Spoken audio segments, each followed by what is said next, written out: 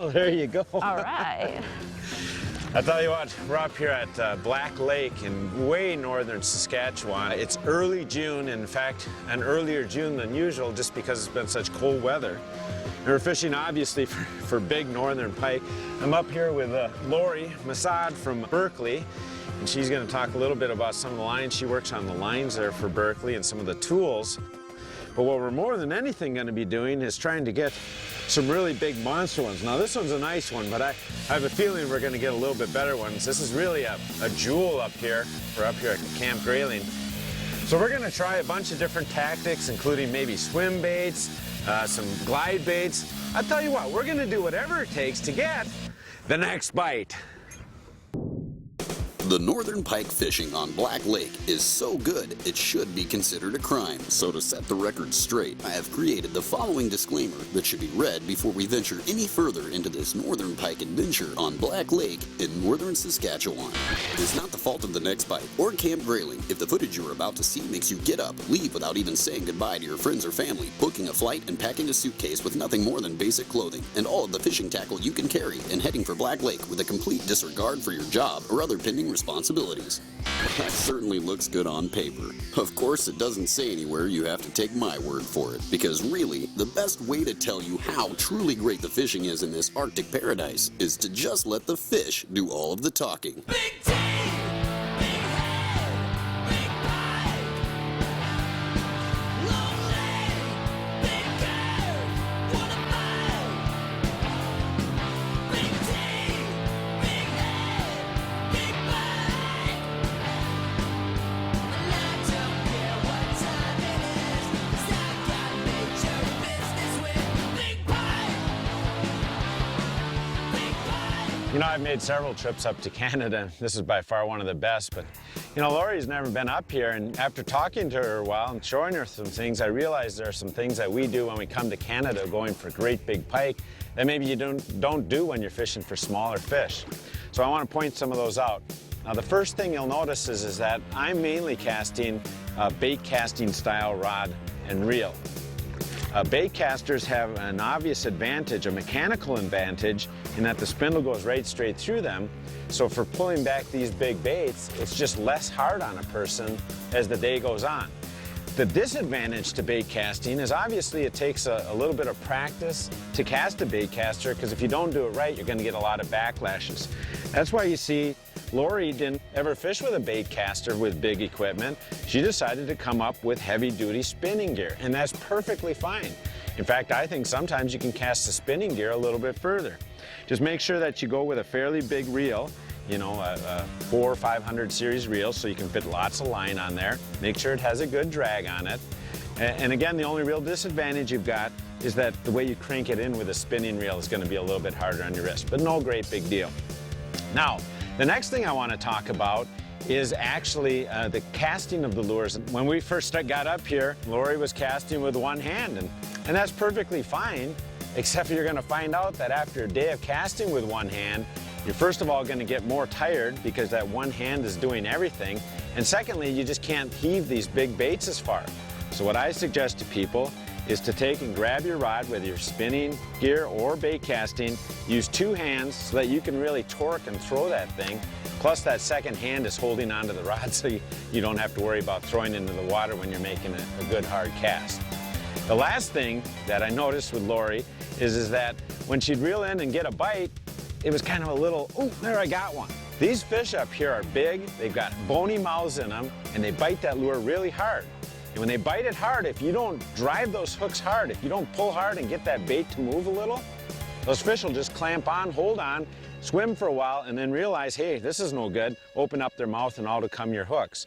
So when you're gonna come up here and catch these big pike, make sure you really put the hooks to them. Slam it just as hard as you can. In fact, I told Lori, just put your whole body right into it and get those fish. So, you know, come up here with good heavy-duty equipment, you know, cast with two hands, get them lures out there, and set the hook hard, and you're gonna catch a lot more pike. You know you found yourself someplace special when you are more tired from holding up fish than you are for casting for them. In fact, if it weren't for the slime or the sore arms to bring them back to reality, Nice. Keith Kavejecz and Lori Masad might have thought they'd died and gone to pike heaven. Look at that thing. Oh man, Look at that's that a thing. monster. He's got such a big head. I can't even get him all in the. You can't get them all in the No, thing, huh? there we go. Nice. These trophy northern pike are perfect subjects for putting Berkeley's new Fireline braid to the test. Did you see the big weight coming Oh behind you? yeah. It was like, Oh, this is a nice one. Having the proper equipment is not only responsible, but key in making sure these behemoths stick around long enough to get more than just a glimpse to remember them by. let's see a smile. Bigger. Wow, what a great fish. Just a grip. I don't think it's gonna take too long. It didn't take too long at all. He knew what he wanted. Nice job. Thank you. When you're fishing up here on Black Lake, I think you really want to use a line with no stretch, and primarily because you're reeling in these big pike with these strong bony mouths. That's why I've brought braided line up here with me. It's also very, very strong, which you need to get these big fish in. I'm using Berkeley Fireline braid. In 1994, Berkeley introduced the original thermally fused Fireline. Now this is the new Berkeley Fireline braid that's primarily optimized for bait cast reels, although it does work very well on spinning equipment, which is how I've been using it. And this Berkeley Fireline braid comes in two colors, moss green and this tracer that you'll see on my rod here. This tracer braid you'll see has an alternating pattern. Every 2.5 feet it alternates a low vis color with a high vis color. So it's great for any line watching applications, and you can also tie your leader or your bait directly to that low vis section so that it's less visible to the fish underwater. Now the Berkeley Fireline braid is made with our new radial construction, and that construction makes the braid very strong, smooth, and round. That roundness allows the line to lay very smoothly on the spool, and it also keeps it from digging into your rod guides. So braided, no stretch line is my choice for catching big northern pike. The real deal. Straight talk to make you a better fisherman. Brought to you by Bass Pro Shops. Up here on Black Lake, we're up here really early in June. Not so much early for most years, but this year with the late spring we've had, the water is very cold on the main lake. So the two types of areas that we've been fishing are, first of all, of course, back bays, because the bays are real protected and the sun warms them up quickly. But one kind of a sleeper spot that we've been fishing is places where there's big flats, sand flats coming out into the main lake. And I think that those sand flats warm up and also, permeate a little bit of warm water out deeper, so the fish are hanging around that. We're fishing a lot of different lures to cover those two areas. Let me first of all talk about some things that we're using for those deep drop-offs. It seems a lot like the swim baits are doing very well, because you can throw them up on top of the flats, swim them out fairly quickly to keep them high, and then as soon as that drop-off comes, you can slow down and that swim bait will kind of follow right down that break. Another good choice, of course, has been just a glide bait. The glide bait seems to be big and moving around, and it'll actually draw the fish up from deep. It gets their attention real well. For the real shallow stuff, it seems like something with a spinner on it, like maybe this top prop, or maybe just a spinner blade with some kind of plastics behind it, have been very, very good. It seems like you need the combination of some sound and the soft plastic. The big modification we're doing for a lot of these is just hanging plastics on the back to give it more bulk, give it a little bit more vibration, a little bit bigger profile down in the water.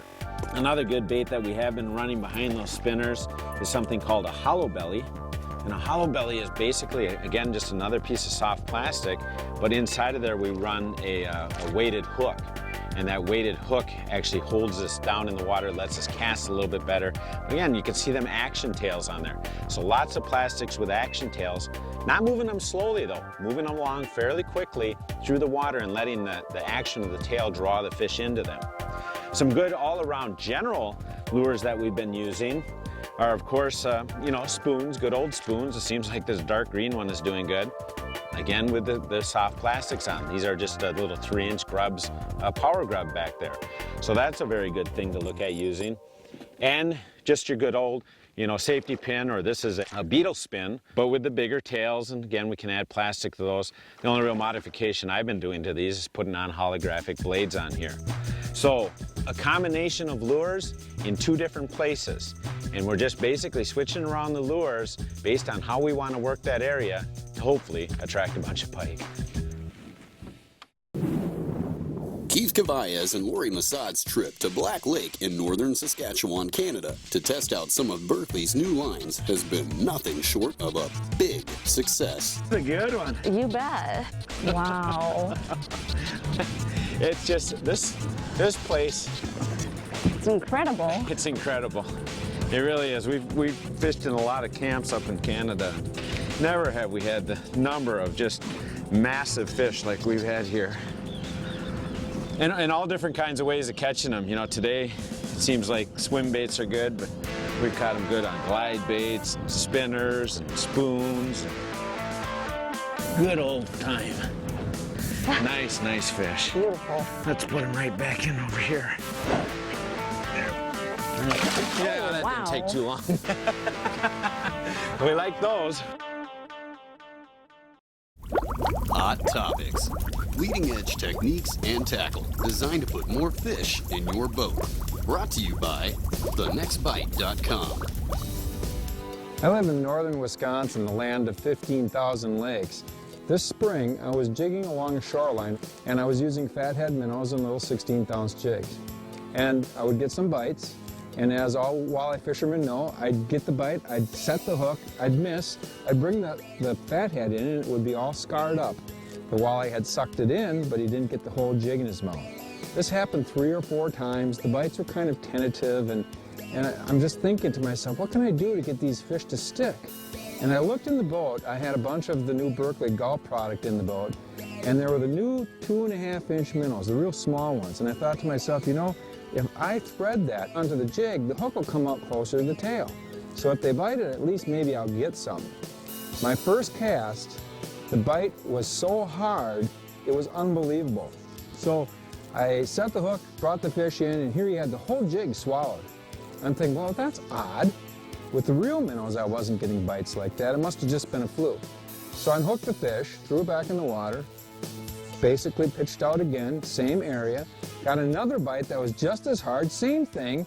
I reeled the fish in, and the whole jig was in its mouth. And I'm thinking, well, this is great, but it's not doing what I thought it would. They're hitting it a lot harder. Why is that? And what I found out is that when coupled with the 16th ounce, and I'm using a little 16th ounce XPS head here, the 16th and even an 8th ounce, although it works better with the 16th, the jig itself with the small tail glides in kind of a different sort of fashion than with a real minnow. And because the hook is towards the back of the tail, the fish suck it in and you get almost every fish that bites. To me, if there ever was a magic tail and jig, this is it. A little 2.5-inch gulp minnow, 16th ounce XPS head. Basically, you can't get much better than that. The colors that I like are the smelt color, emerald shiner, and black shad. So if you try this, I think you're going to agree it's about as close to a magic lure as you can get. One of the things that I like to do when you come up on these remote fly-ins is bring along a little portable sonar unit to see the drop-offs, to see the different depths that you might be in. But what I really like to do is bring along a unit, either a handheld unit or one like I've got today with a built-in GPS that can show me exactly where I am on the lake. A lot of times they got fairly rudimentary maps of these lakes up here. Well, with this GPS, you can actually take and you'll have plot trails of where you run. When you get to good spots, you can punch them in so you can see the different spots. Maybe one where you've caught a 40-incher, one where you've caught a 44 or whatever. And the other really nice thing I like to do is actually put in a waypoint for the camp so I can see how far away from the camp we are. Now, the nice thing about this unit I've got here, and this is actually one I use for ice fishing, is that it has the internal GPS built right in, so you don't have any extra puck or anything like that. It's just like a handheld. It's got the GPS right in it, so all I got to do is get it some power, and it's ready to tell me where I am. So just because you're up in a remote location doesn't mean you can't bring up a nice piece of equipment to not only tell you what the depth is, but also tell you right where you're fishing. There has been no shortage of trophy northern pike on this trip to Black Lake in northern Saskatchewan, Canada for professional angler Keith Kavejecz and Berkeley Fishing's Lori Masad. With a solid buildup of plotter trails and points, they are now able to use Keith's portable GPS to not only safely explore new areas further from camp, but also return to spots where some of the previously inactive big fish were sighted to give them a second try. Man. And I just about gave up on this spot. We were just kind of cruising down the side of it. This is why you come up way up north, go through the little bit of a hassle at customs, but It's all you worth come up it. here and, I mean, there's tons of fish in here. And then you can catch just monsters like this one. You need to Did you hold him get up a for a nice. picture of that one? I got some, but not a really good one. Here, I'm gonna, Okay, how's that? that's really good. Oh, Let me get man. one more. That is nice. Okay, well, let's get her back in. That was just such a great fight and such a great bite. We don't want to keep her out too long. There she goes. No, wait a minute. Go that way. There she goes. That was cool. She kind of wanted to give us the last word there. That's you know, right. Like, turn around like, all right, we've had enough fun. I'm out She of here. deserves it. She was a nice fish. Ooh, that was fun. Good job. That was fun. The next bite. Yeah, this is really good. The next bite. I'm a ventriloquist. The next bite. Is it a good one? Well, he's cruising like a good one. It's under the boat again. Oh, Oh, that was a good one. he's got to be out there, right? So just because you're up in a remote location doesn't mean you don't have to know where you are. Doesn't mean. So just because you're up in a remote location doesn't mean you don't know have to. It's a nice one, I think. Ah! What does a person have to do? Next Bite would like to thank Camp Grayling for their generosity and hospitality. Camp Grayling offers incredible multi-species fishing opportunities as well as hunting packages. For the latest information on this fabulous Arctic fishery, check out Camp Grayling's website at campgrayling.ca.